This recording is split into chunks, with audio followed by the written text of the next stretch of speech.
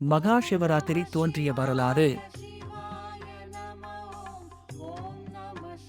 ஒரு காலத்தில் தேவர்களுக்கும் அசுரர்களுக்கும் போர் நடந்து கொண்டு இருந்தது.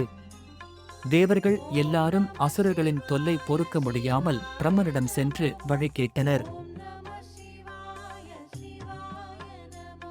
பார்க்கடலை கடைந்து அமுதம் எடுத்து சாப்பிட்டால் இறப்பில்லாத இளமையான வாழ்வை பெறலாம் என்றும் அசுரர்களை சமாளிப்பது ரொம்ப சுலபமாகிவிடும் என்றும் பிரம்மா வழி சொன்னார். திருமாலிடம் அனுமதி வாங்கி மந்திரமலையை மத்தாக்கினார்கள்.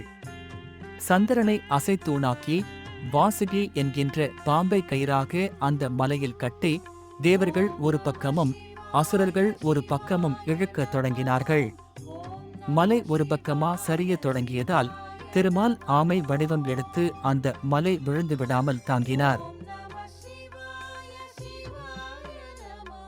பிறகு அமுதம் உண்ணப் போகிறோம் என்கிற சந்தோஷத்தில் தேவர்கள் வேக வேகமாக பார்க்கடலை கடைந்தார்கள். வாசுகி பாம்பு சோர்வுற்றது. அதன் உடல் இறுக்கமாக இருந்ததால் உடலில் இருந்த விஷத்தை கக்கியது. அதோடு பார்க்கடலில் இருந்தும் நிறைய விஷம் வெளிப்பட்டது. இரண்டும் சேர்ந்து ஆலகால விஷம் எனும் கொடிய நஞ்சாக மாறிவிட்டது. விஷத்தோட வீரியம் தாங்க முடியாமல் அவர்கள் சிவபெருமானிடம் சென்று முறையிட்டனர்.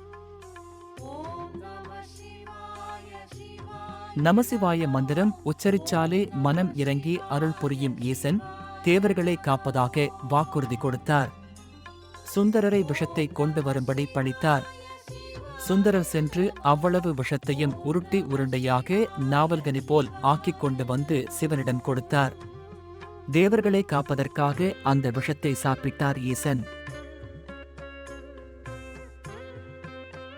அன்னை சக்தி பதறிப்போனாள். உலக இரட்சகனான தன் கணவனின் உடலுக்குள் விஷம் சென்றால் அனைத்து உயிர்களும் அழிந்துவிடுமே என்று கண்டத்தில் கை வைத்தாள் அன்னை.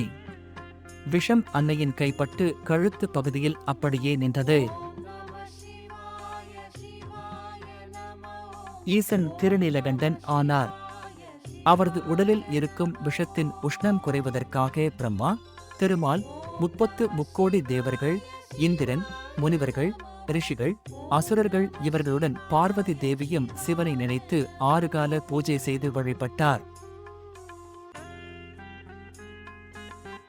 அப்படி சிவபெருமான் அனைத்து உயிர்களையும் காப்பதற்காக ஆலகால விஷத்தை அமுது போல் எண்ணி அருந்தியதை நமக்கு இன்றும் நினைவுபடுத்திக் கொண்டிருப்பதுதான் மகா சிவராத்திரி.